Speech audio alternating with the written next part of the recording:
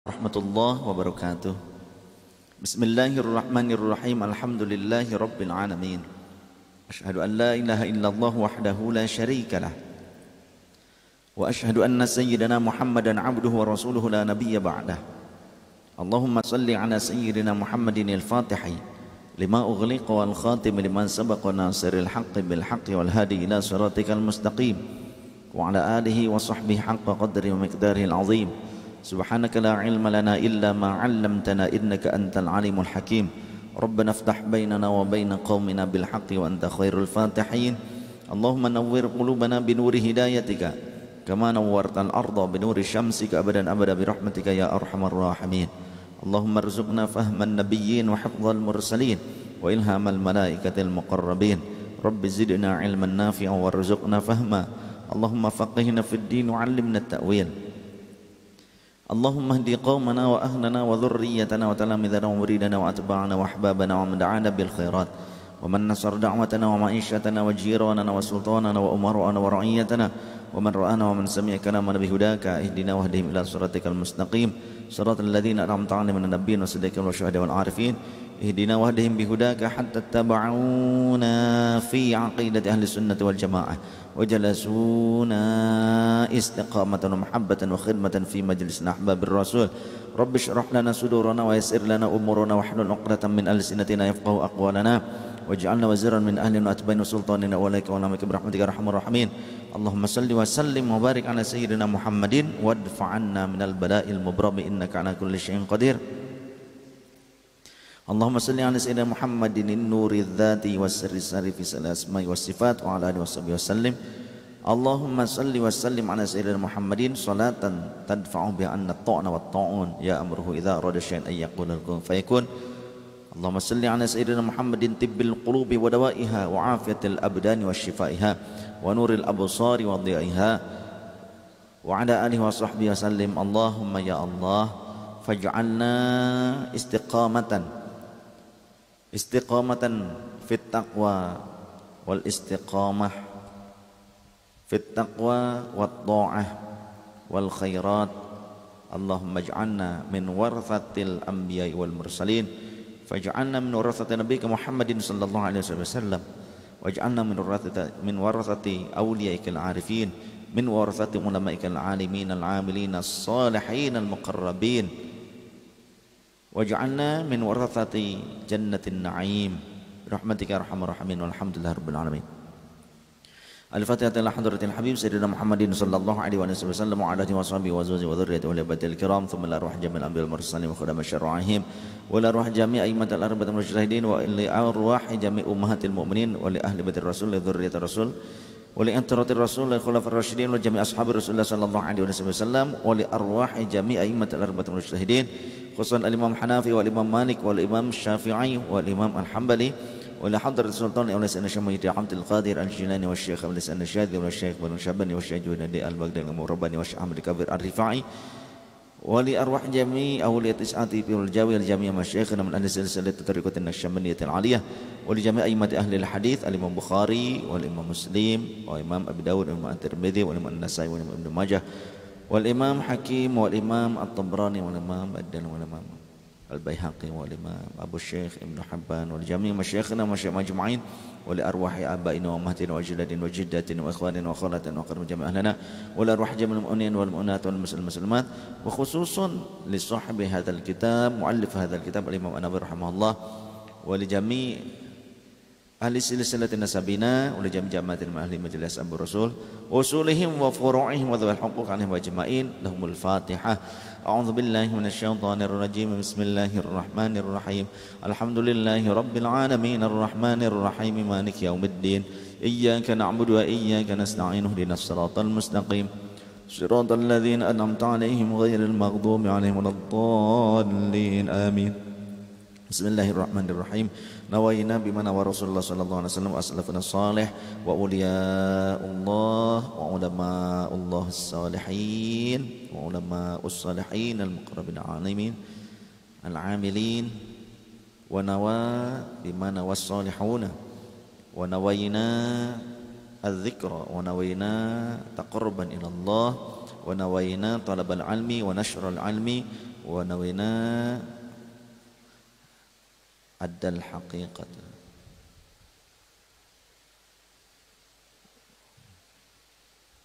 wa nawaina al-uzlata wal khalwata anis sayyi'at wa nawaina tarkal ma'asi wa nawaina mulazamatan fi majlisil ilmi wa nawaina mulazamatan fi majlisil dzikri fi majlisil khairat wa nawaina istiqamatan ala ittiba'i sunnati nabiyika Muhammadin sallallahu alaihi wasallam wa nawaina tafaqquhan wa tafahhuman fid din wa nawaina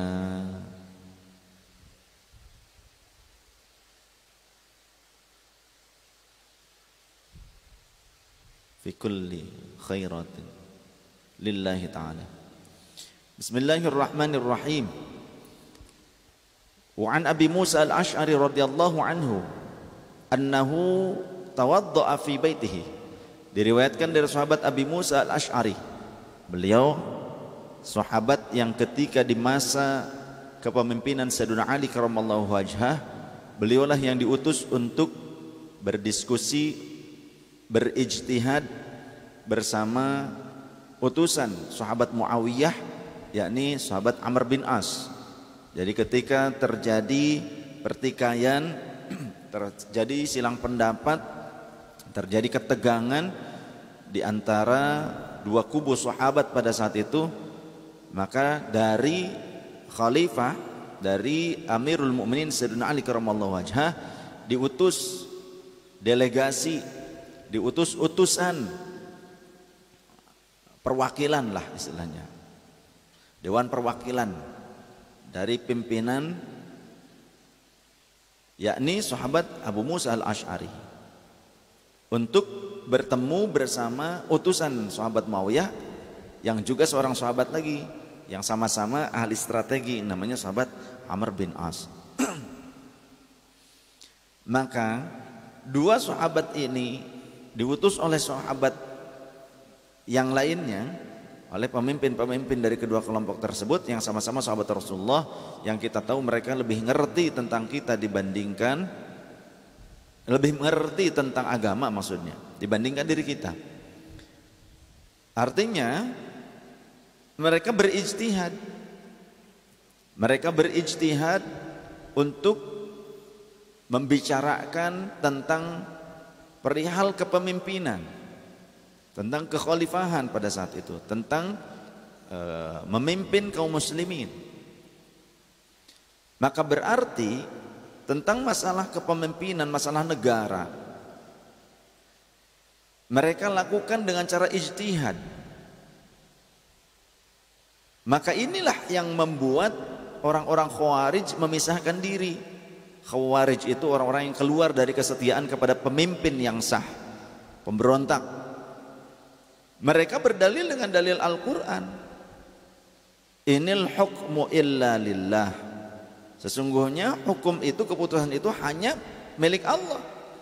Yang sah itu hanya keputusan Allah, hanya hukum Allah, tidak boleh menggunakan hukum manusia. Kata orang-orang Khawarij, orang yang tidak menggunakan hukum yang diturunkan oleh Allah maka dia kafir. Pokoknya harus hukum Al-Quran saja, tidak boleh hukum ijtihad, hukum manusia, kata mereka. Oleh karenanya dua ayat ini, dua kalimat ini, dua dalil ini selalu digunakan oleh orang-orang Khawarij dari zaman dulu hingga nanti akhir masa untuk melegalkan pemberontakan atas nama agama. Banyak orang yang tahu ayatnya akan tetapi tidak mau mengikutinya. Mana ayat yang saya maksud? Atiullaha wa atiur rasul wa ulil amri minkum. Sehingga orang-orang itu mereka membenturkan ayat Allah yang satu dengan yang lainnya.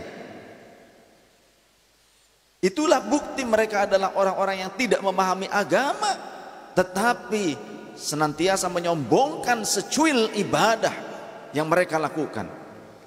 Mereka pikir beragama ini cukup dengan ritual ibadah, dan itu sudah membuat mereka menjadi soleh, dan itu sudah menilai diri mereka sendiri sebagai solihin, sebagai orang yang takwa.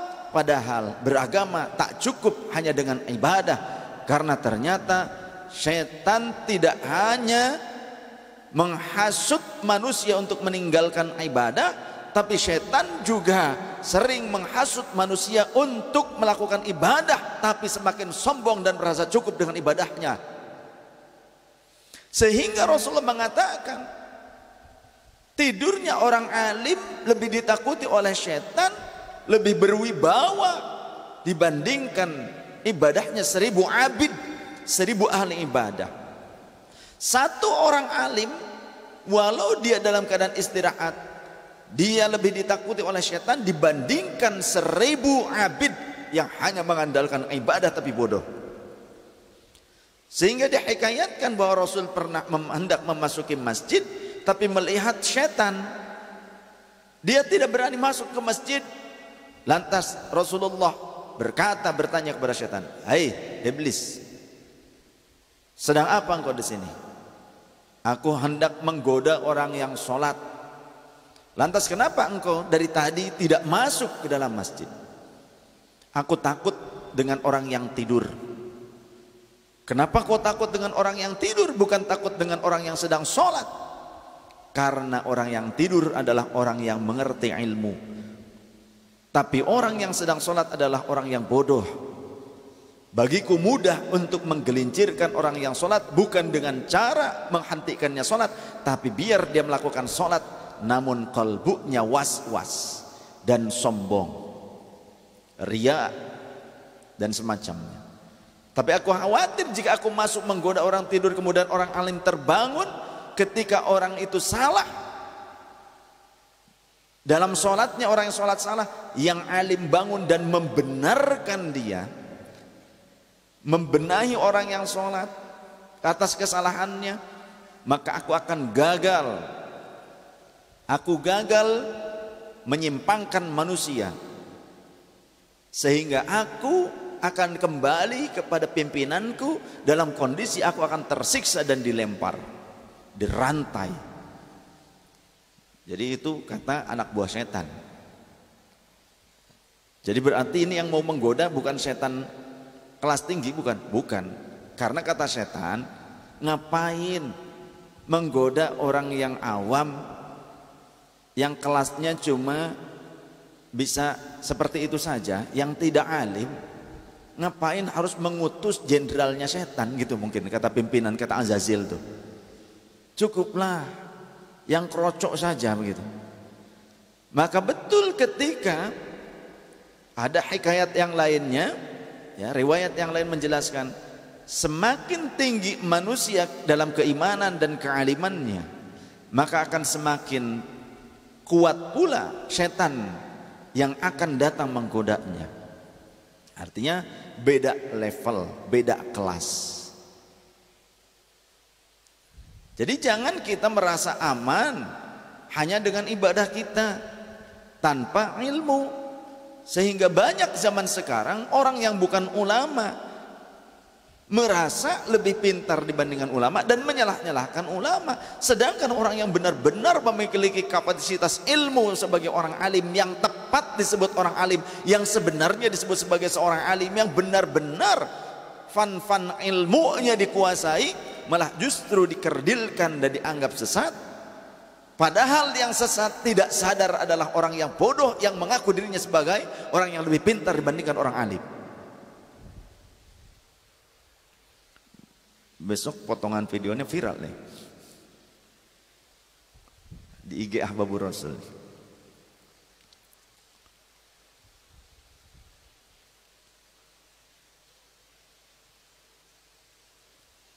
Jadi ternyata pengambilan keputusan yang dilakukan oleh Sayyidina Ali dan Sayyidina Muawiyah radhiyallahu anhuma adalah dengan mengutus dua manusia untuk berijtihad tentang masalah kepemimpinan di negara tersebut, kepemimpinan kaum muslimin pada saat itu. Ya. Jadi jangan salah kita menilai ulama. Jika kita tak mampu mengerti mana yang ulama betulan, mana yang tidak, mana yang alim, mana yang tidak alim, maka jangan-jangan kita akan tersesatkan nanti. Kita salah mengambil rujukan. Jadi jangan sampai Islam ini dikategorikan hanya sebatas semangat jihadnya, semangat perang saja. Ya, semangat untuk orasi, semangat untuk berdemonstrasi. Tidak demikian. Islam itu tidak dinilai dari demonstrasi, tidak diukur dari berapa pandainya retorika bahasa dalam sebuah orasi.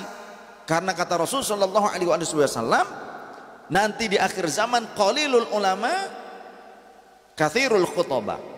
Ulama semakin sedikit, tapi orang yang pandai bicara, orang yang pandai untuk berorasi, pidato, khutbah, ceramah bebas, itu akan banyak dan dianggap ulama, padahal itu khutbah, bukan ulama.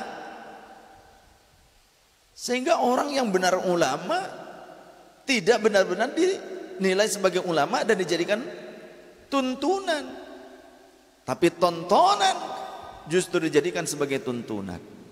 Maka semua orang yang terlibat untuk membesarkan kemungkaran ikut serta dosanya ketika menyesatkan umat.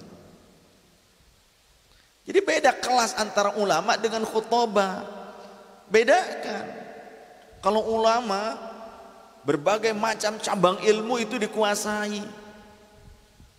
Contoh seperti ulama-ulama NU, seperti Syekh Quraish Shihab, oleh Al-Azhar, oleh ulama-ulama di Mesir, bahkan oleh pemerintah Mesir diberikan penghormatan secara kenegaraan, diundang ke Mesir di sana.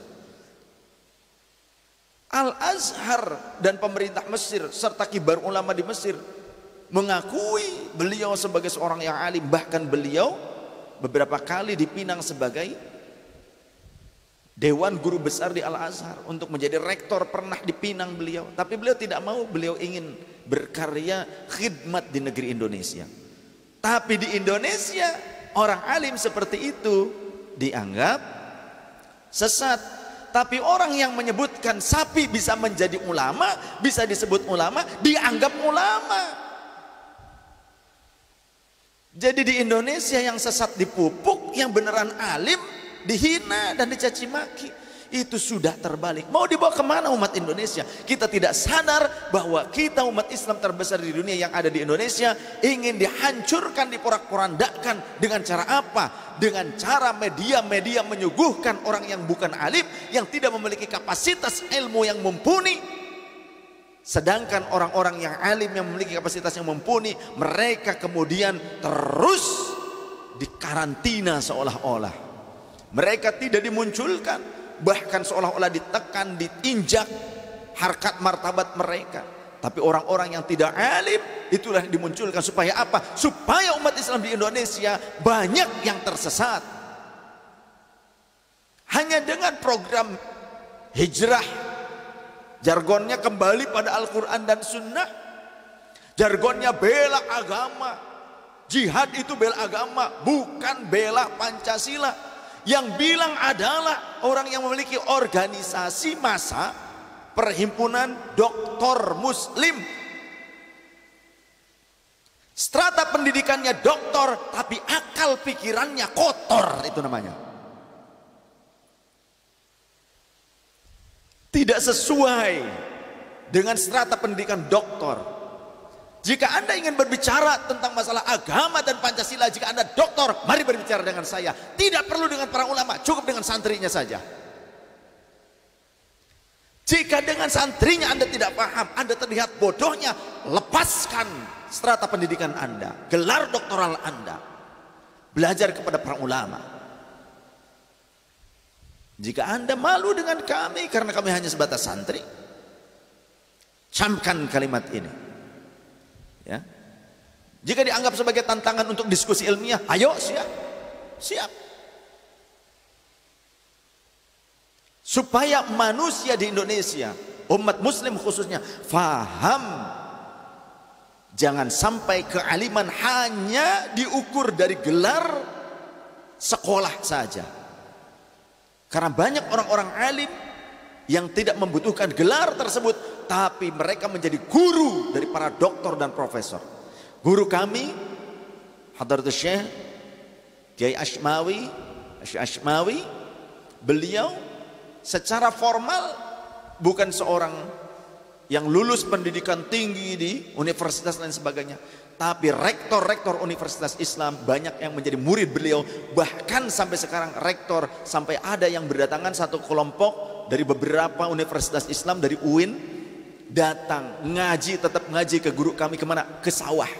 Ketika ditanya di mana Mama Yai, ada di sawah, mereka nenteng kitab ke sawah.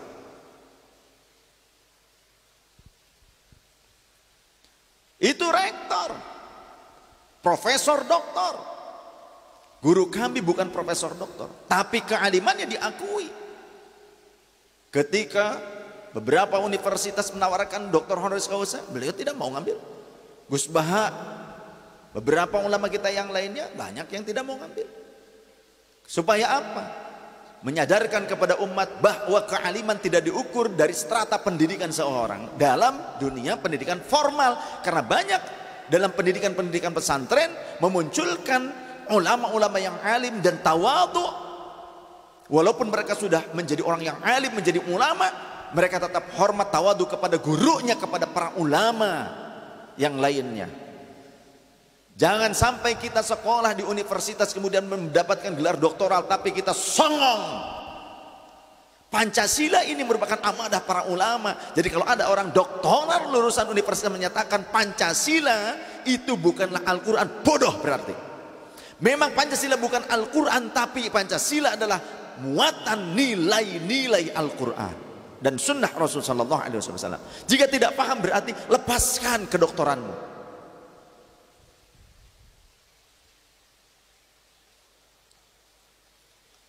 Itu yang doktor, apalagi yang bukan doktor.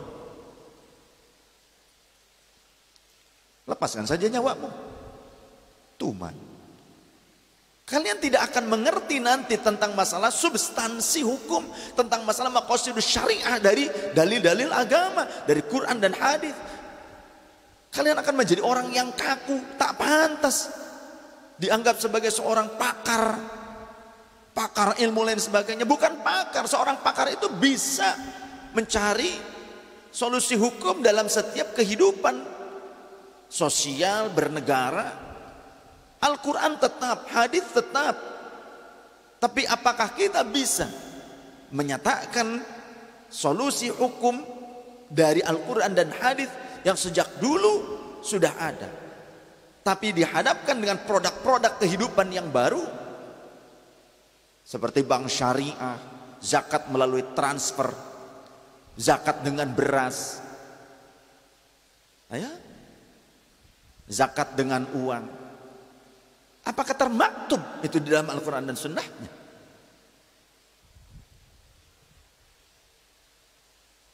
Jadi jangan bodoh, jangan hanya sombong dengan gelar pendidikan formal kemanusiaan. Karena gelar alim itu bukanlah gelar dari sebuah kelulusan sekolah. Karena banyak orang lulus sekolah tapi enggak alim. Bisa jadi bayar lah, bisa jadi apalah. Ada yang cuma bayar ijazah, banyak itu seperti itu. Anak saya waktu kuliah itu ada beberapa pejabat pada saat ternyata ikut wisuda S2, ikut selama kuliah tidak pernah masuk. Ada yang seperti itu. Ya.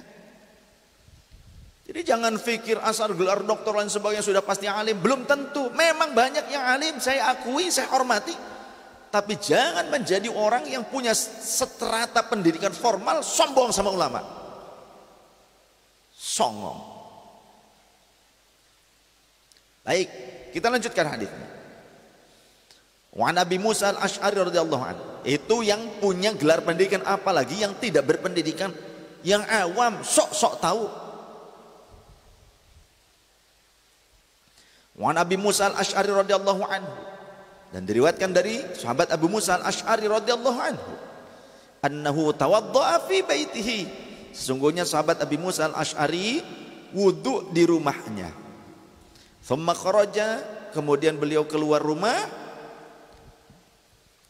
Faqala, maka beliau berkata, la alzamanna, maka yaktine bakal netepi temenan sapa ingsun Rasulullah sallallahu alaihi wasallam ing Kanjeng Rasul sallallahu alaihi wasallam.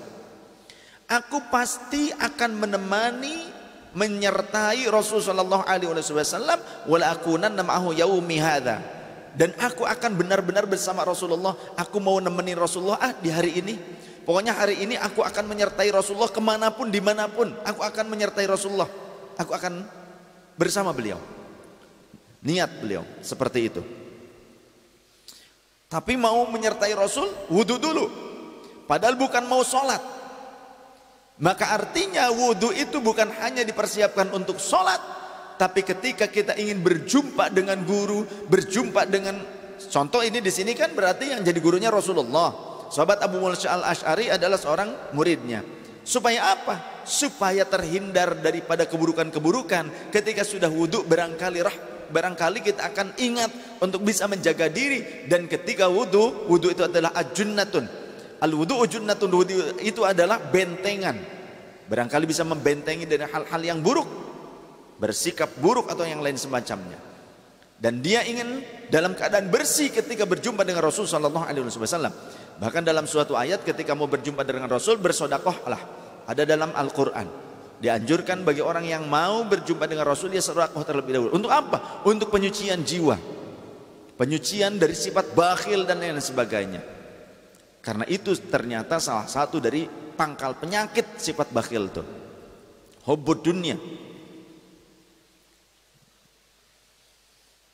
Jadi sahabat kalau mau ketemu Rasulullah, mereka ada yang berwudu terlebih dahulu dari rumahnya, ingin menyertai Rasul, bukan mau sholat, cuma mau menyertai Rasul, wudu dulu. Makanya itu juga yang saya lakukan ketika saya akan bertemu dengan mursyid, bertemu dengan guru saya ingin dalam kondisi sedang berwudu, artinya menjaga wudu. Itu yang saya lakukan selalu. Ketika mau ziarah, ketika mau tidur, ketika mau baca kitab-kitab para ulama, terlebih baca Al-Quran dan kitab sunnah Rasul. Baca kitab para ulama, wudu dulu. Ketemu dengan ulama, wudu dulu. Itu yang diajarkan guru-guru kami. Bukan berlebihan karena ada tuntunan. Memang tidak disebutkan dalam Al-Quran dan Sunnah, kalau kalian mau ketemu guru kalian, wudu'nah dulu. Bukan. Tapi di sini ada contoh sahabat yang merupakan murid Rasulullah, ketika mau menyertai Rasul, berjumpa dengan Rasul, ya berwudu terlebih dahulu. Kalau dikatakan itu kan ketika mau berjumpa dengan Rasul, maka pikiran cetek seperti ini tidak akan faham tentang substansi dari sebuah hadis. Tidak faham. Mereka hanya tekstual.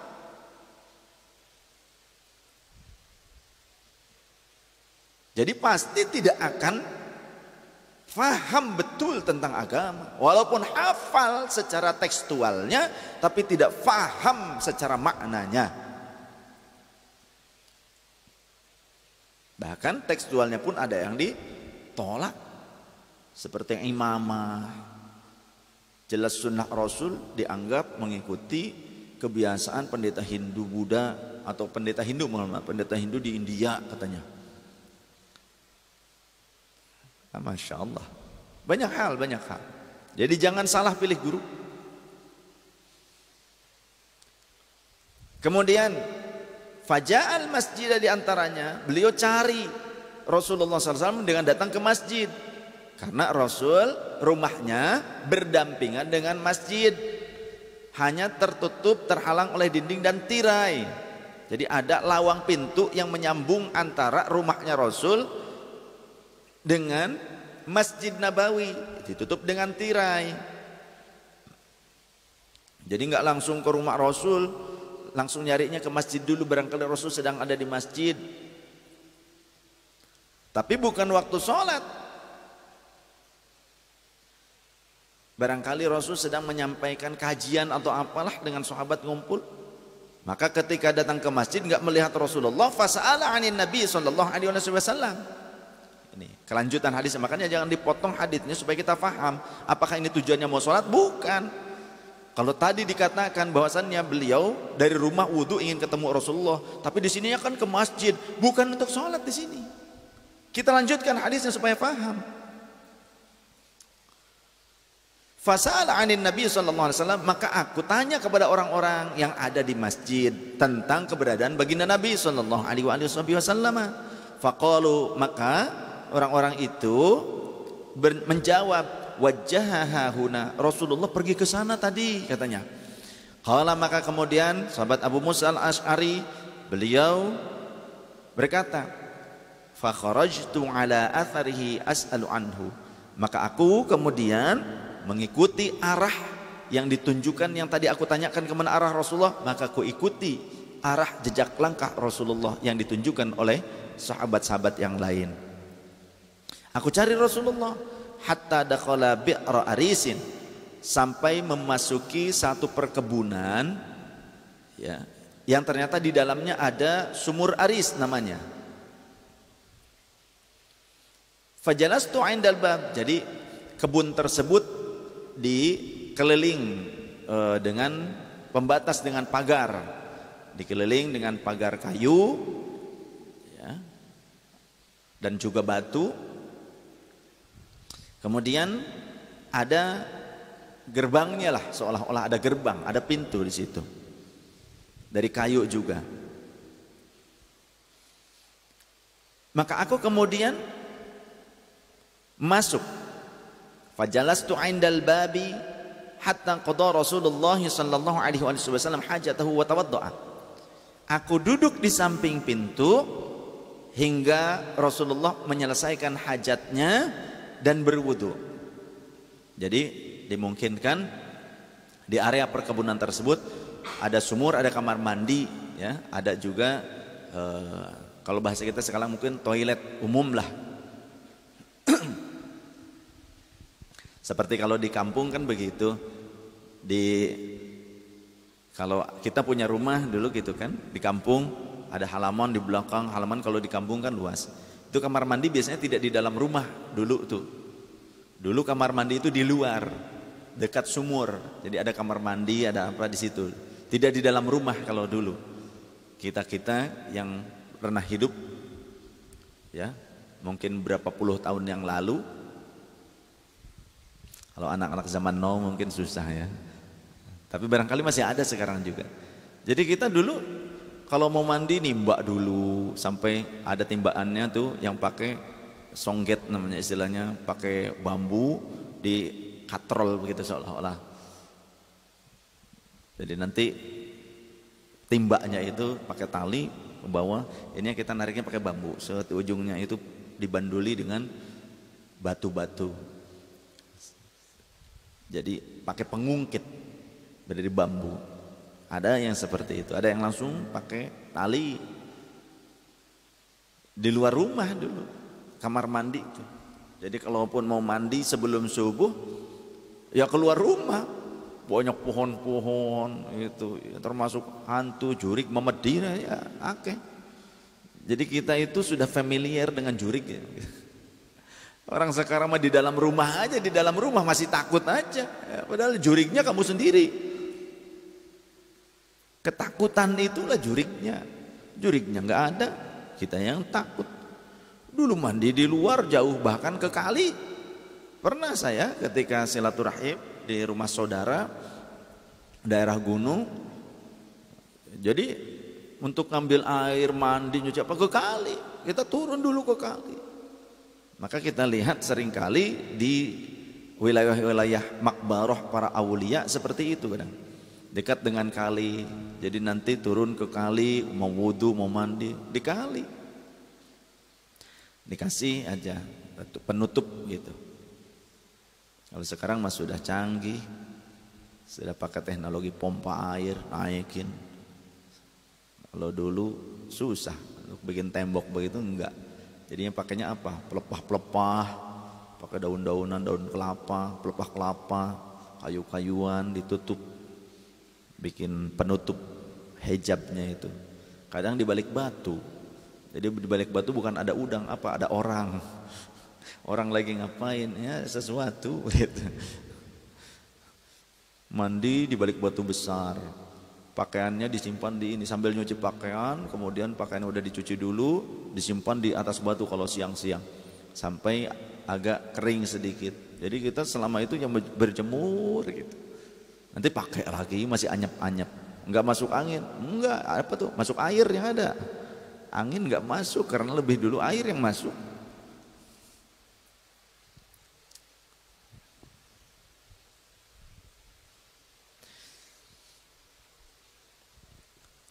Lalu kemudian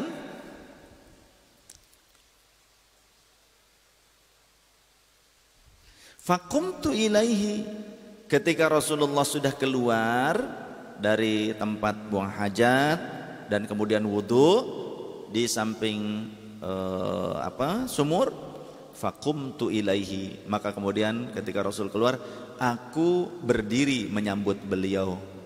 Jadi berdiri menghormat orang yang dimuliakan. Fa idzan huwa qad jalasa ala bi'ri arisin. Ternyata Rasulullah sudah duduk dalam kondisi sedang duduk di bibir sumur Aris.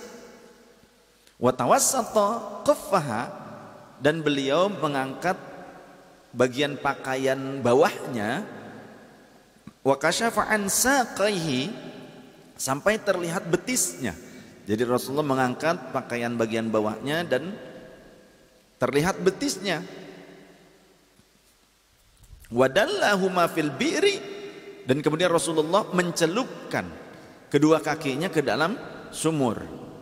Fasallamtu alaihi thumma saraftu, kemudian aku mengucapkan salam kepada Rasul, lalu kemudian aku pergi lagi meninggalkan Rasul, menunggu di mana? Fajalastu indal babi, aku duduk kembali di dekat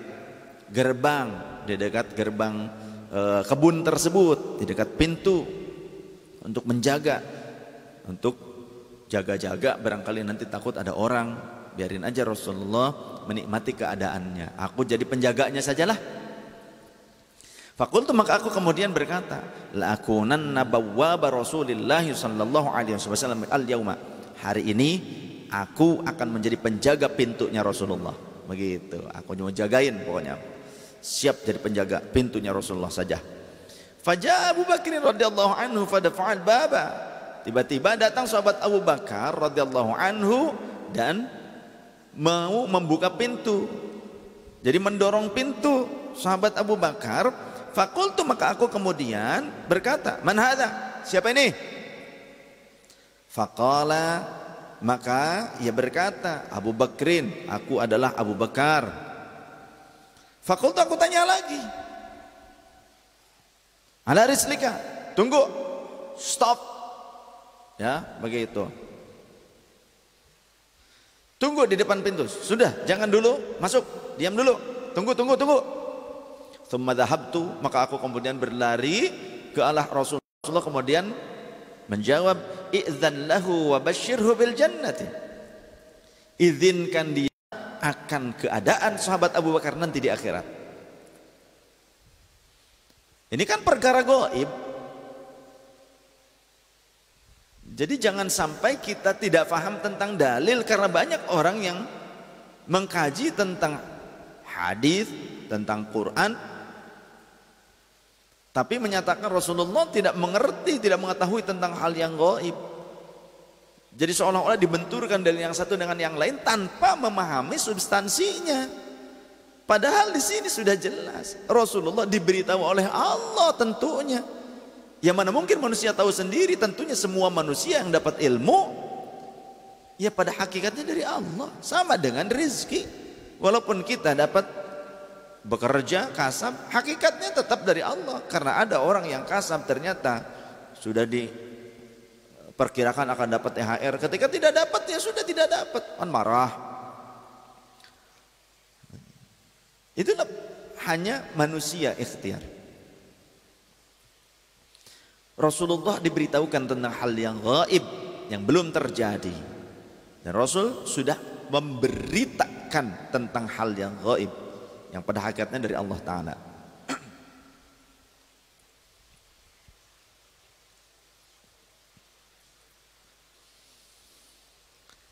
Fa'aqbaltu hatta qultu li abi wa Rasulullah yubashshiruka bil jannati. Silahkan masuk, dan Rasulullah telah memberikan kabar kepadamu bahwa engkau akan masuk ke dalam surga. Fadakhala Abu Bakrin, maka kemudian sahabat Abu Bakar masuk. Ia pun ikut mencelupkan kakinya bersama Rasul sallallahu alaihi wasallam ongkang-ongkang di pinggir sumur.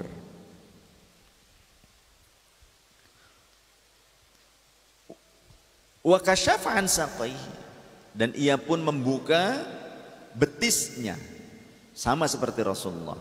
Jadi ittiba, sampai hal seperti itu pun sahabat tuh ngikutin Rasulullah duduk di pinggir sumur nyelupin kakinya. Sahabat yang benar-benar cinta ngikutin, tapi minta izin dulu ya. Ngikuti hal-hal yang ringan seperti ini pun diikuti. Summa raja'tu wa jalastu, kemudian setelah aku mengantarkannya, aku kembali ke dekat pintu dan aku duduk kembali. Wa qad taraktu akhi yatawaddau wa yalhaquni, dan aku meninggalkan saudaraku yang bernama Abu Rahmi ketika aku berwudu. Aku meninggalkannya dan aku berharap ia akan menemui aku. Jadi ditinggalkan, tadi itu kan sedang ngumpul mungkin dengan saudara-saudaranya, ditinggalkan, dia berharap mudah-mudahan saudaraku nyusul ke sini, seperti itu. Fakultu, dan aku berkata, ayyuridillahu bifulanin yuridu akhahu khairan ya'ti bihi. Kalau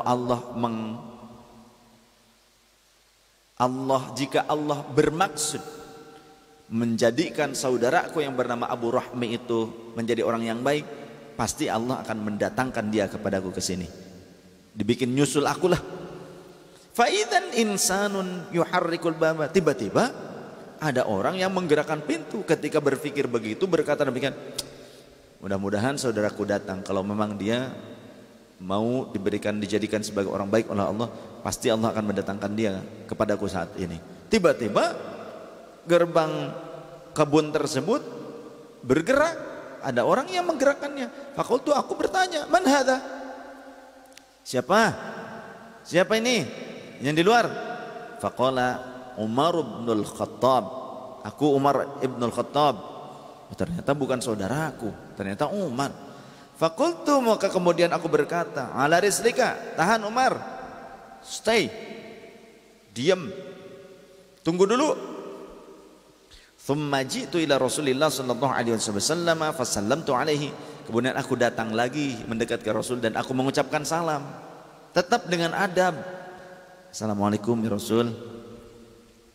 Wa qultu, dan aku berkata, hadza Umar yasta'dzinu. Ada Umar itu di depan, nyusul ya Rasul, minta izin mau masuk. Faqala, maka Rasulullah kemudian menjawab, idzan lahu wa basyirhu bil jannati. Izinkan dia masuk dan sampaikan kabar gembira kepadanya bahwa dia telah dipersiapkan sebuah tempat di surga. Dia akan masuk menjadi ahli surga. Masya Allah, Rasul kembali menyampaikan berita gaib kepada sahabat Umar. Artinya kan ini belum terjadi, gaib, bukan yang sudah terjadi, bukan yang ada saat itu. Ini yang akan datang di alam yang berbeda, yang orang tidak tahu bagaimana keadaan nanti di akhirat. Rasul diberitahukan oleh Allah Subhanahu wa taala untuk memberitahukan kepada sahabatnya. Dan tidak semua sahabat, walau kita yakin para sahabat orang-orang yang soleh, yang kita yakin semua para sahabat menjadi ahlul jannah. Kalau menurut kita, keyakinan kita ahlus sunnah wal jamaah, tapi tidak semua sahabat yang diberikan kabar gembira akan menjadi penghuni surga ketika hidupnya. Artinya itu adalah berita tertentu, yang hanya tertentu saja orang yang diberitahukan. Khusus. Walaupun akhirnya yang lain mengetahui bahwa sebagian sahabat sudah diberikan kabar gembira tentang masalah surga, kehidupan yang akan datang tersebut. Maka kemudian ketika meminta izin dan diizinkan oleh Rasulullah SAW supaya dia dibiarkan masuk, faji'tu Umar, maka aku mendatangi sahabat Umar yang masih ada di depan pintu. Faqultu, dan aku berkata, adzina wa yubashshiruka Rasulullah sallallahu alaihi wasallam bil jannah. Wahai sahabat Umar, Rasulullah mengizinkan engkau dan bahkan memberikan kabar gembira, engkau akan masuk surga katanya. Wah, senang. Fadakhala, maka sahabat Umar masuk. Fajalasa ma'a Rasulillah sallallahu alaihi wasallam fil quffi an yasarihi. Kemudian ikut duduk ketika meminta izin diizinkan, duduk di samping kirinya Rasulullah. Wa dalla rijlahi fil bi'ri, ikut mencelupkan air ke dalam sumur. Famarja'tu fajalastu, maka kemudian aku kembali ke tempat di mana aku duduk sebelumnya di dekat pintu, dan aku duduk nungguin pintu lagi aja, karena memang aku tugasnya nungguin pintu, gak usah pengen ikut-ikutan nyelupin kaki di samping Rasulullah kalau bukan bagiannya. Karena mungkin yang lain aja boleh, kenapa aku nggak boleh? Jangan ojo melu-melu lah, jangan asal. Jadi ada bagiannya. Yang jaga parkir, ya parkir. Yang jadi munsyid, ya munsyid. Yang bagian band kepret nepuk hadroh, ya nepuk hadroh lah. Kalau sekarang begitu. Ya, yang bagian tukang kameramen, ya kameramen. Yang jaga untuk tim bazar, ya tim bazar.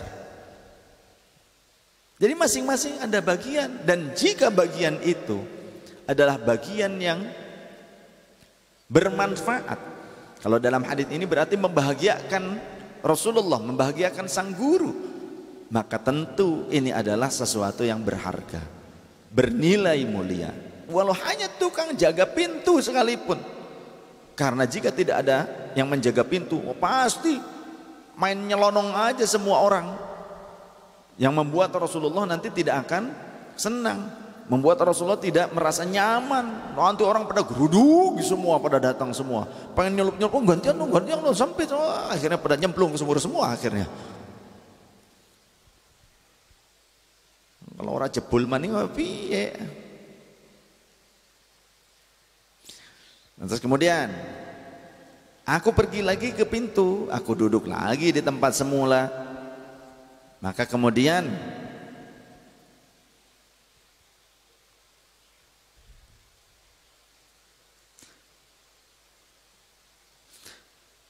faqultu iyuridillahu bi fulanin khairan ya'ni akhahu ya'ti bihi.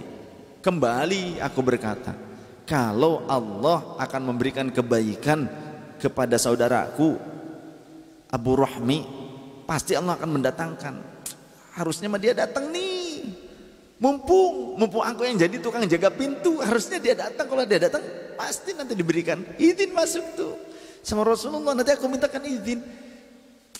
Coba bengkok tikoro apa hente gitu cek Sunda mah.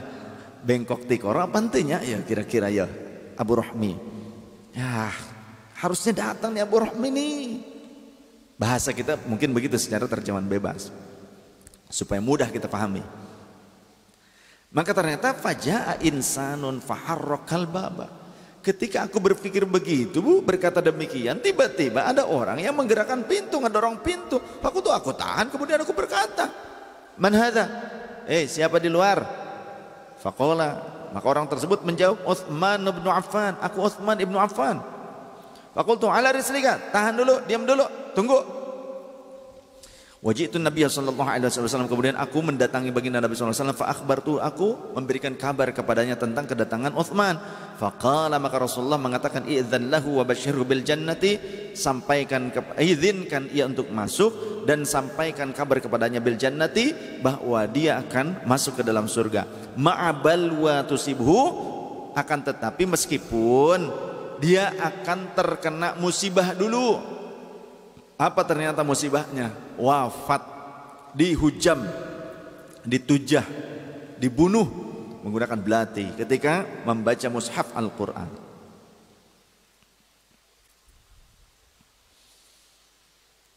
Fajitu, maka aku kemudian mendatangi Utsman. Fakultu udkhul, masuk wahai sahabat Utsman. Wa yubashshiruka Rasulullah sallallahu alaihi wasallam bil jannati, dan Rasulullah telah memberikan kabar gembira kepadamu tentang surga, engkau akan menjadi penghuni surga. Ma'abal wa tusibuka, tapi meskipun akan ada musibah yang akan mengenai engkau. Fadakhala, maka kemudian sahabat Utsman masuk, fawajadal quffa qad muli'a, dia melihat bahwa sumur tersebut sudah penuh oleh Rasul dan dua sahabatnya, sudah sempit, tidak ada celah. Fajalasa wujahahum minasyiqqil akhari, maka kemudian ia mengambil tempat duduk di tempat yang lain, tapi menghadap ke arah Rasulullah sallallahu alaihi wasallam dan para sahabat yang dua. Tidak berarti iri-irian, oh kamu udah lebih dulu, gantian, enggak. Jadi sadar diri sahabat Utsman, cari saja tempat yang lain, tapi menghadap ke arah Rasulullah. Enggak berarti harus menyingkirkan sahabat Abu Bakar dan Umar, tidak berani. Itulah adab. Gimana Rasul aja pokoknya mah. Kalau kata Rasul gantian, itu baru gantian. Tapi kata Rasul tidak, aku tidak berani minta sama Rasulullah. Ya sudah, manut saja. Gimana kata Rasul? Aku duduk di sini di bawah sekalipun, enggak harus di bibir sumur, tidak masalah. Yang penting aku sudah diberikan izin ke sini, sudah bahagia. Aku sudah ikut serta dekat saja sudah bahagia, tidak harus aku masuk ke dalam bagian itu.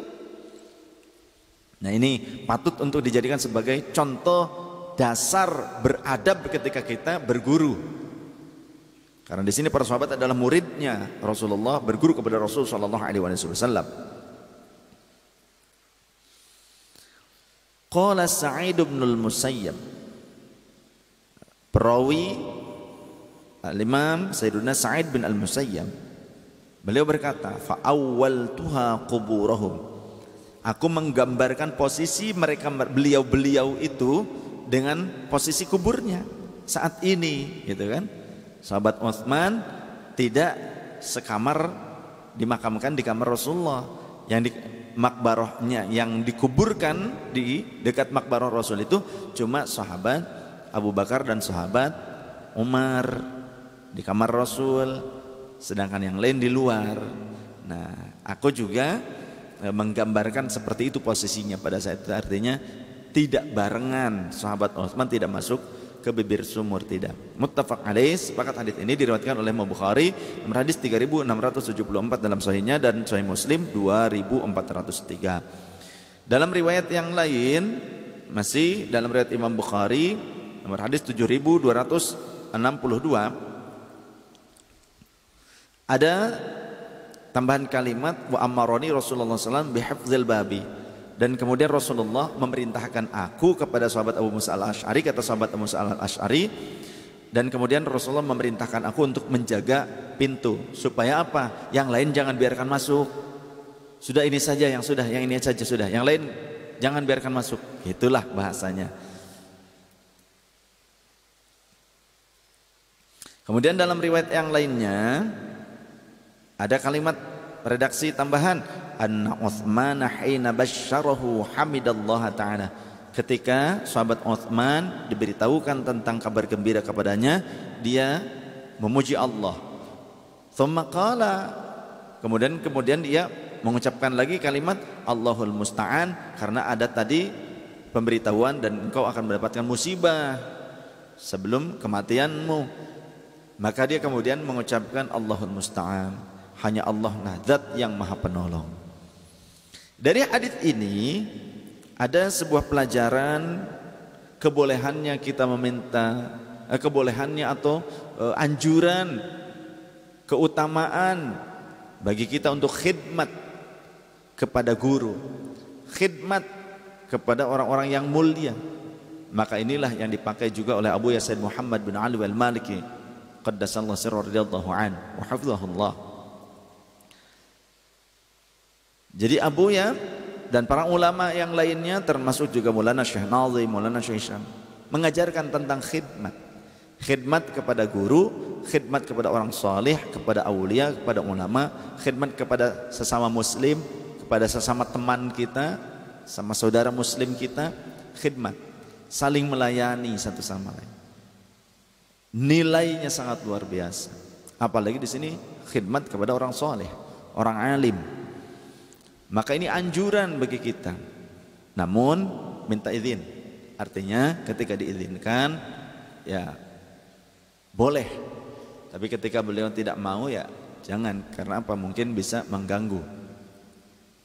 Keutamaannya luar biasa. Walau hanya sebagai penjaga pintu, tapi orang yang telah mendapatkan restu ini berarti orang yang mendapatkan ridho. Ditanya siapa namanya? Hendaknya menyebutkan nama. Termasuk juga ketika sekarang kan sudah zamannya digital. Jangan sampai kita asal mau nelpon ulama, mau nelpon orang soleh, kita nggak punya nomornya dan kita bukan termasuk orang yang menjadi khadimnya. Kita bukan yang menjadi khadimnya. Kita main selonong langsung telepon aja. Kemudian main masuk aja ke tempatnya tanpa minta izin dulu. Ketika kita, ini juga berarti untuk pendidikan menghadapi yang lainnya. Ketika kita tidak memiliki, tidak diberikan nomor telepon oleh pemiliknya, ketika mau nelpon, sekarang ada short message, pesan singkat dulu. Assalamualaikum, nama saya Anu, memperkenalkan diri. Saya mendapatkan nomor ini dari Anu, contoh. Dan sebaiknya kita tidak bebas memberikan nomor. Ya, orang-orang soleh, orang alim, barangkali mereka sibuk, mereka kan senangnya mutolaah, ibadah, taqarrub, banyak ngurusin umat. Jadi sopan santun itu diperlukan. Jangan mentang-mentang saya punya nomornya, saya bagikan saja. Tidak boleh begitu. Itu tidak sopan, tidak punya adab namanya. Tanya dulu. Ada yang mau minta nomor siapa, ditanya. Komunikasi dulu ketika kita sudah dekat, sudah kenal.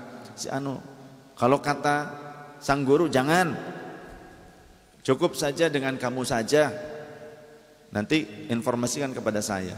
Ya sudah, terima mandat tersebut. Jadi jangan asal.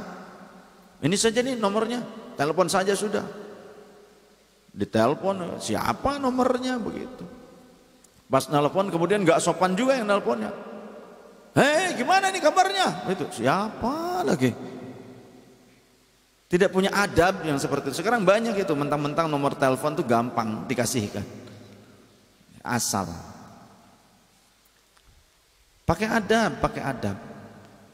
Apalagi para alim yang abid juga, senangnya taqarrub, mungkin banyak hafalan, beliau itu banyak wiridan, ibadah, ngurus keluarga juga karena kebanyakan waktunya untuk umat, dan umat ini sangat banyak. Ketika ada di rumah mungkin beliau ingin mendidik keluarganya, memanfaatkan waktu untuk mendidik keluarganya, begitu. Jangan asal main selonong-selonong aja. Kemudian tahu rumahnya tuh ke rumahnya aja katanya gitu. Ayo gitu. Nggak nanya dulu, nggak nelpon dulu. Barangkali sedang istirahat karena baru datang. Dan itu banyak terjadi, orang-orang yang tidak punya adab itu. Mungkin tidak diajarkan adab. Ketika orang baru pulang dari luar negeri, contoh ini dalam kehidupan nyata mungkin. Baru sampai dari pulang dari luar negeri yang begitu capek, melelahkan di perjalanan belasan jam, kemudian baru sampai ke rumah, beres-beres kemudian ingin istirahat. Ada orang gedor-gedor pintu yang terus menerus digedor-gedor, kemudian bersikap tidak sopan. Bagaimana bersikap tidak sopan? Memaksa dan mencaci maki, padahal orangnya sedang tidur, sedang lelah, atau hanya ada waktu sebentar untuk istirahat kemudian pergi lagi melanjutkan aktivitas keluar kota. Orang ada yang memaksa ketika ternyata sedang tidur, tidak membuka karena kelelahan, tidak dibukakan pintu, kemudian malah menjadi marah kebalik. Ada tamu malah marah. Harusnya yang marah mungkin yang punya rumah, berhak saja untuk disuruh pulang tuh orang, tapi marah-marah lah apa itu. Ada yang begitu ya, artinya ini dalam kehidupan nyata kita harus belajar adab dan mengaplikasikan akhlak. Adab itu bukan hanya kepada ulama, tapi terhadap sesama juga kita harus punya adab. Sama saja, apalagi bertamu urusannya. Cobalah kita belajar bagaimana kita membenahi akhlak kita dalam hubungan sosial kemasyarakatan. Jangan asal.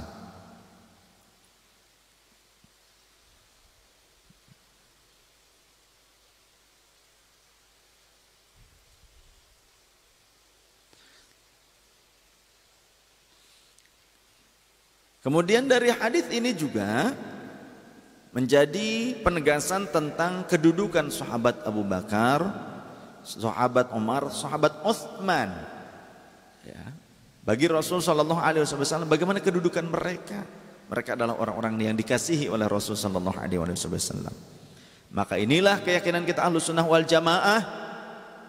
Guru-guru kami, mursyid kami Ahlus Sunnah wal Jamaah semuanya mengajarkan, mengikuti, mencintai para sahabat Rasul, diantaranya Khulafaur Rasyidin, Sayyidina Abu Bakar Siddiq radhiyallahu an, Sayyidina Umar bin Al-Khattab radhiyallahu an, Sayyidina Utsman bin Affan radhiyallahu an, Sayyidina Ali bin Abi Thalib karramallahu wajhahu radhiyallahu an, Sayyidina Hasan wal Husain radhiyallahu anhuma, Sayyidah Khadijah, Ummi Khadijah, Ummuna Khadijah radhiyallahu anha, Ummuna itu kepada sahabat Abu Bakar Siddiq dari Rasulullah.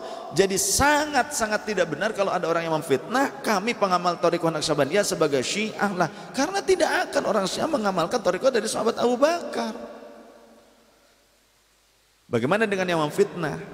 Insya Allah nanti kita punya tabungan nanti di akhirat, ya. Amal-amal kebaikan mereka mungkin akan Allah berikan kepada kita, amal buruk kita nanti diganti, dibarter gitulah buat mereka nanti amal buruk kita. Biar ya, itu bagi pemfitnah. Sampai-sampai ada yang bilang pasti nih Ustaz, kalau mereka punya amal kebaikan nanti buat kita nanti.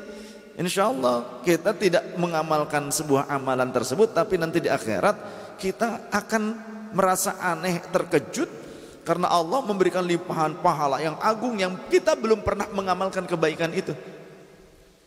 Dan tiba-tiba juga pada saat itu pula kemudian Allah akan melemparkan keburukan kita kepada mereka, dibarter. Sehingga kita bertanya, ya Allah, ya Rabb, ini amal dari mana? Aku belum pernah mengamalkan ini. Lantas kemudian ini keburukanku kok dilemparkan, kok berkurang gitu. Untuk siapa kan dikemanakan?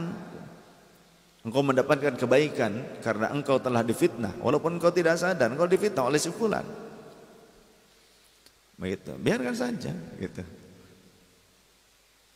Maka bahkan kenyataan-kenyataan orang-orang yang memfitnah ini itu lain sebagainya, sekarang mohon maaf keadaannya bahasa kasarnya mingslep.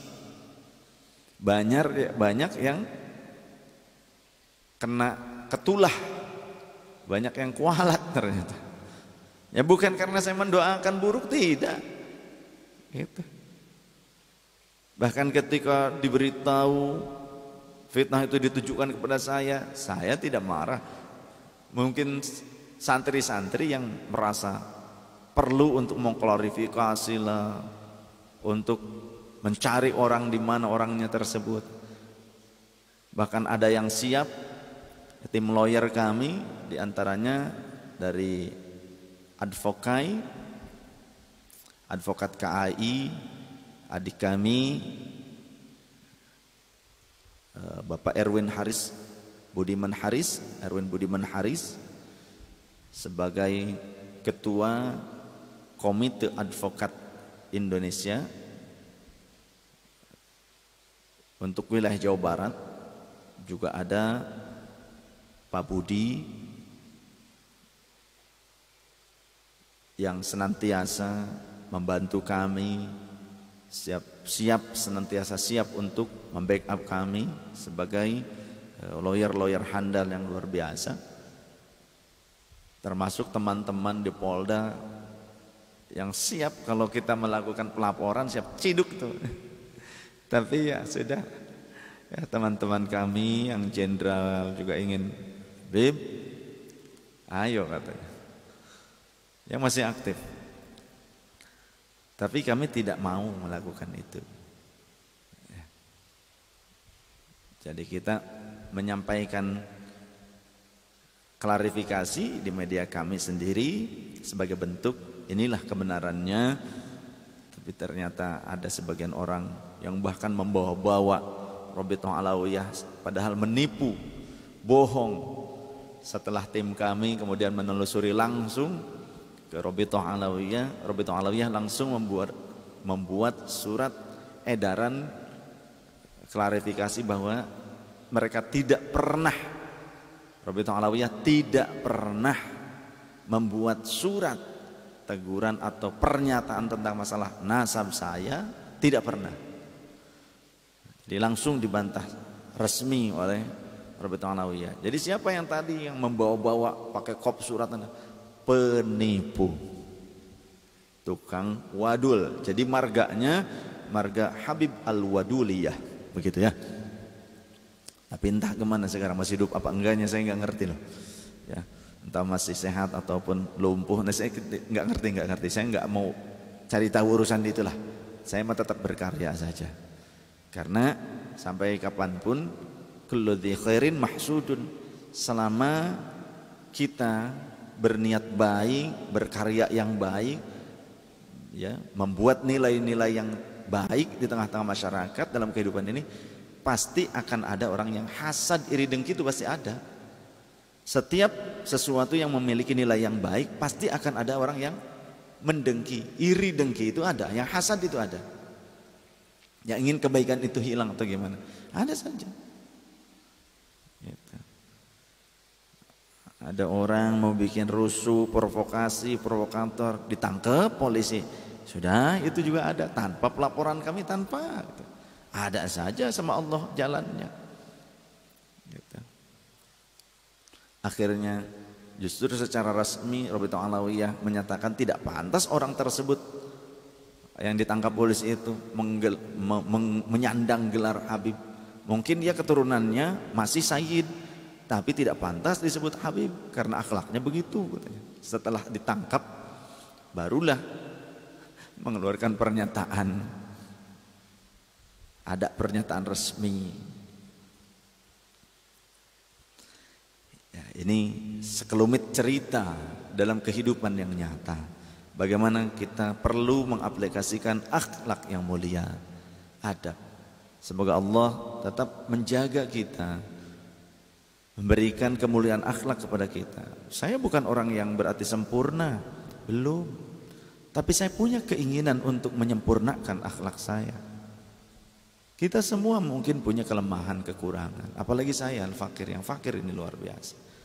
Makanya saya ini kalau dikatakan sama orang katanya ulama, saya ini santrinya ulama, muridnya ulama, sampai kapanpun saya tetap adalah santrinya ulama, muridnya para ulama.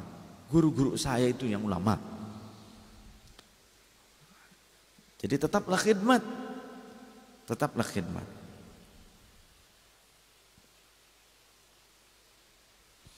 Demikian kajian kita pagi hari ini, mudah-mudahan Allah selamatkan kita, Allah tetapkan dalam istiqamah, ketakwaan dan taubat serta jalan-jalan kebaikan. Bismillahirrahmanirrahim. Alhamdulillahirabbil alamin. Wassalatu wassalamu ala sayyidina Muhammadin wa ala sairil anbiya'i wal mursalin wa ala alihi washabihim ajma'in. اللهم انقلنا والمسلمين من الشقوات إلى السعادة ومن النار إلى الجنة ومن العذاب إلى الرحمة ومن الذنوب إلى المغفرة ومن الإساءة إلى الإحسان ومن الخوف إلى الأمان ومن الفقر إلى الغنى ومن الذل إلى العز ومن الإهانة إلى الرحمة ومن الضيق إلى السعة ومن الشر إلى الخير ومن العسر إلى اليسر ومن الإدبار إلى الإقبال ومن السقم إلى الصحة ومن السخط إلى الرضا ومن الغفلة إلى العبادة ومن الفترة إلى الاجتهاد ومن الخذلان إلى التوفيق ومن البدعة إلى السنة ومن الجور إلى العدل اللهم أعنا على دين الإسلام بالدنيا وعلى الدنيا بالتقوى وعلى التقوى بالعمل وعلى العمل بالتوفيق وعلى جميع ذلك بلطفك المفضي إلى رضاك المنهي إلى جنتك المصحوب ذلك بالنظر إلى وجهك الكريم يا الله يا الله يا الله يا رباه يا رباه يا رباه يا غوثاه يا غوثاه يا غوثاه يا أكرم الأكرمين يا رحمن يا رحيم يا ذا الجلال والإكرام يا ذا المواهب العظام نستغفر الله العظيم الذي لا إله إلا هو الحي القيوم ونتوب إليه اللهم إنا نسألك التوفيق لمحبك من الأعمال وصدق التوكل بك وحسن الظن بك والغنية عمن سواك إلهنا يا لطيف يا خبير يا ودود يا وهاب نسألك تأهلا بك واستغراقا فيك ولطفا شاملا من لدنك ورزقا واسعا هديا مريا وسنا طويلا وعملا صالحا في الإيمان واليقين وملازمة في الحق والدين وعزا وشرفا يبقى ويتعبد لا يشوبه تكبر ولا عطو ولا فساد إنك سميع قريب ربنا آتنا في الدنيا حسنة وفي الآخرة حسنة وقنا عذاب النار وصلى الله على سيدنا محمد النبي الأمي وعلى آله وصحبه وسلم سبحان ربك رب العزة عما يصفون وسلام على المرسلين walhamdulillahi rabbil alamin. Jangan lupa saya ingatkan malam ini jam 21 ba'da tarawih waktu Indonesia Barat kita sama-sama buka link Facebook fanpage Majelis Ahbab Rasul Indonesia. Secara virtual kita akan melaksanakan khatmil Quran internasional sedunia lah. Jadi yang ada di luar negeri juga bisa menyesuaikan jamnya supaya bisa istirahat terlebih dahulu. Saat ini mungkin mempersiapkan untuk nanti bertepatan dengan jam 21.00 malam ini waktu Indonesia Barat. Teman-teman yang ada di luar negeri, di Taiwan, Korea, Hong Kong, di Saudi, di Mesir, Maroko, di Turki, juga di Sudan, ya, ada saudara kami juga yang sedang sekolah di Sudan. Kemudian ada juga yang masih sekolah di Tunisia. Kemudian yang ada di luar negeri, yang di Amerika, teman-teman yang ada di Amerika, jamaah-jamaah di Amerika, kemudian di Australia, di Inggris dan di mancanegara, silahkan ikut bersama secara virtual di Facebook fanpage Majelis Ahbab Rasul Indonesia. Dan ini untuk umum, silahkan siapapun mengkoordinir, ikut serta, nanti memilih juz yang berapa, silahkan tulis di kolom komentar untuk memilih juz keberapa dari Al-Quran tersebut. Hingga nanti selesai pembacaan satu juz, saya akan memimpin doa khatmil Quran yang nanti teman-teman mengamininya. Semoga ini akan menjadi wasilah keberkahan rahmat Allah SWT turun kepada kita, kesembuhan, kesehatan, keselamatan dunia wal akhirah, dan Al-Quran menjadi syafi'an yaumul qiyamah, akan menjadi pemberi syafaat nanti pada hari kiamat. Karena ahlul Quran ahlullah, orang yang ahli Quran adalah orang-orang khususnya Allah Subhanahu wa taala, wa khassatihi, orang-orang yang dikhususkan, orang-orang tertentu, orang pilihan yang Allah pilih sebagai orang-orang dekatnya Allah, kekasihnya Allah. Dan setiap huruf yang dibaca akan mendapatkan 10 kebaikan. Jadi kata Rasul, aku tidak mengucapkan alif lam mim sebagai satu huruf. La aqulu alif lam mim harfan. Aku tidak menghitung alif lam mim itu sebagai satu huruf, tidak. Walakin alifun harfun. Tapi alif itu satu huruf.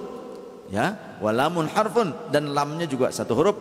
Wa mimun harfun, dan mimnya satu huruf. Berarti dari setiap satu huruf dibalas 10 kebaikan. Kalau alif lam mim 30 kebaikan yang akan didapatkan. Lantas sebagai berapa banyak kalau kita membacanya satu juz? Maka jadikan ini pula sebagai latihan bagi yang masih belum tartil, dilatih terus menerus. Insya Allah nanti ke depan kita akan Ahbabur Rasul nanti akan sekarang kita sudah berjalan, ada tahsin Quran, ada tajwid, mujawwidil Quran, pelajaran tajwidil Quran, qiraatil Quran kita sudah ada. Namun saat ini sedang istirahat dulu karena memang berupaya untuk social distancing, physical distancing. Namun insya Allah nanti Mas Fajar yang saat ini sedang mengikuti festival atau apa ya, nasyid di GTV ya. Jadi munsyid kita, santri Ahbabur Rasul sekarang ikut menjadi peserta dari syair Ramadan di GTV, namanya Mas Fajar Alfani ya. Mudah-mudahan Allah memberikan keberkahan, memberikan dukungan, pertolongan kepadanya, dan tetap tawadhu dan tetap ikhlas. Tujuannya memang menyiarkan ya, benar-benar syiar tujuannya, mudah-mudahan mensyiarkan sholawat dan juga syair-syair kebaikan, karena Rasulullah juga punya beberapa penyair pujangga di antara sahabat Hasan bin Thabit ya. Mudah-mudahan tidak terlena, mudah-mudahan Allah jaga kolbunya teman-teman kita siapapun yang berkarya, mudah-mudahan Allah jaga niatannya tulus dan terhindar daripada maksiat, dihindarkan daripada hal-hal yang bertentangan dengan syariatul Islam. Mudah-mudahan dihindarkan dari itu semua. Amin ya Allah ya Rabbal Alamin. Jadi mungkin nanti kita akan kalau ada waktu kita buat nanti walaupun virtual kajian tentang tajwidul Quran, tahsinul Quran, qiraatul Quran. Nanti akan dijelaskan hukum-hukumnya, teman-teman bisa menyimak di rumah. Insya Allah kita akan buatkan sesi kajian tersebut ya. Mohon doa, mudah-mudahan kami sehat semuanya, diberikan perlindungan oleh Allah. Ingat, nanti malam khatmul Quran, nanti malam khatmul Quran sedunia, serempak, bukan selempak, serempak ya, bukan selempang, bukan. Ini jangan ngeres ini, Masya Allah. Kita sama-sama khidmat karena Allah, niat mudah-mudahan Allah mengangkat ta'un ini dari dunia, bukan hanya dari Indonesia tapi dari dunia. Karena teman-teman yang mengikuti ini, alhamdulillah sudah ada sekitar 1000 lebih yang mendaftar, insya Allah kemungkinan seperti itu ya, sekitar 1000 lebih yang mendaftar, berarti ada 1000 juz yang akan dibacakan bahkan lebih. Karena ini internasional, teman-teman dari luar negeri silahkan juga ikut serta kemudian mendaftarkan diri. Sebetulnya tidak daftar tidak apa-apa, bisa langsung nanti langsung ya pada saat pelaksanaan langsung ikut serta, tulis di kolom komentar bahwa saya pilih juz sekian. Seperti itu, saya pilih juz sekian. Tidak apa-apa, silahkan ikut nanti bersama-sama. Ajak keluarganya untuk sama-sama secara virtual mengikutinya ya. Nanti dari mana-mana teman-temannya, dari sekarang broadcast, tolong di broadcast. Dari sekarang tolong di broadcast, kumpulkan. Karena apa? Karena kata Rasulullah SAW, man da'a ila hudan atau man da'a ila khair falahu ajru mithlu fa'ilih. Siapa orang mengajak pada hidayah, mengajak pada kebaikan, dia akan mendapatkan pahala sebanyak orang-orang yang mengikutinya. Jadi jangan cukup untuk diri sendiri, ajak teman-teman, ajak keluarga, ajak kerabat, broadcast teman-teman yang jauh sekalipun, yang ada di luar negeri, supaya ikut serta bersama kita melaksanakan khatmul Quran, membaca 1 juz masing-masing atau bisa lebih daripada 1 juz, silahkan ya. Niat tulus karena Allah, niatkan saja walaupun kita saat ini tidak bisa bersama berkumpul, walaupun kita tidak bersatu dalam suatu tempat, tapi niat karena kita kebiasaannya ngumpul. Namun sekarang ada amrun kharij, ada sesuatu yang baru yang terjadi mengakibatkan kita harus social distancing, physical distancing. Insya Allah kebiasaan yang biasa kita lakukan untuk tadarrus bersama tetap, walaupun kita masing-masing di rumah, kita akan mendapatkan pahala duduk di majelis tilawatil Quran bersama-sama. Karena ada hadisnya dari Rasulullah SAW, majtama'a qaumun fi baitin min buyutillah yatluna kitaballah wa yatadarrusunahu illa ghasyiyatuhumur rahmah wa nazalat 'alaihimus sakinah wa haffathumul malaikah wa dzakarahumullahu fi man indah. Tidaklah suatu kaum itu lebih daripada satu orang. Biasanya kita ngumpul di mana? Fi baitin min buyutillah, di masjid-masjid. Tadarusan, kita ngumpul bersama. Maka ketika kita membaca apa? Tilawatil Quran, yatluna kitab Allah, membaca kitabullah, yatluna, mereka semua membaca kitabullah, wa yatadarasunahu, dan juga mempelajari satu sama lain, yang satu baca yang lain menyimak, atau juga ada yang membaca sama-sama. Kemudian membahasnya bersama. Illa wasyiathumur rahmat, tiada lain kecuali Allah akan menurunkan rahmat bagaikan curahan hujan. Wa nazalat ahmu sakinah, dan Allah akan menurunkan ketentraman kepada mereka. Lantas kemudian haffathumul malaikah, malaikat akan menaungi. Wa dzakarahumullahu fi man indah, dan Allah akan membangga-banggakan mereka di hadapan para malaikatnya. Jika dalam kondisi yang aman, di wilayah yang aman masih bisa berkumpul di rumah dengan keluarga, ada yang di masjid, bisa dilaksanakan, silahkan. Tapi jika wilayah-wilayah yang memang sulit untuk melaksanakan ini, kecuali bisa dilaksanakan hanya di rumah masing-masing, perorangan, bisa ikut serta dengan kita, walaupun secara virtual, fisik mungkin harus distant, harus ada jarak, berjauhan. Namun karena kebiasaan kita bersama, tetap fadilahnya baca Quran tadarus bersama tetap akan didapatkan, walaupun teman-teman kita sekarang fisik harus berjauhan, tetap fadilahnya dapat karena dalam kondisi yang khusus. Karena itulah yang disampaikan dalam keterangan Rasulullah sallallahu alaihi wasallam. Oleh karenanya biasakan istiqomah dengan hal kebaikan. Jika sakit, jika ada keadaan tertentu yang tidak memungkinkan kita melaksanakan pada waktu yang tepat, kemudian diganti pada waktu yang lain, fadilahnya tetap dapat pelaksanaan pada waktu yang tepat tersebut. Demikian, mari bersama-sama yuk ajak sebanyak-banyaknya, supaya ini MLM yang sangat mudah, gratis, dapat pahalanya banyak. Kita ngajak orang lain, ngajak sebanyak-banyaknya, kita dapat pahala terus tanpa dikurangi. La yanqusu min ujurihim syai'un, tanpa dikurangi pahala-pahala mereka yang ikut khatmul Quran ini yang diajak oleh kita. Enggak kekurangan pahala, tapi kita dapat reward, dapat tambahan nilai dari Allah Ta'ala, dapat perhatian tambahan dari Allah Ta'ala. Makanya jangan cukup untuk sendiri, males ngajak yang lain, nggak bisa, belum dicoba, coba. Terima kasih. Subhanakallahumma bihamdika, asyhadu an la ilaha illa anta, astaghfiruka wa atubu ilaik. Mohon maaf lahir dan batin. Wallahul muwaffiq ila aqwamit thoriq. Wassalamualaikum warahmatullahi wabarakatuh.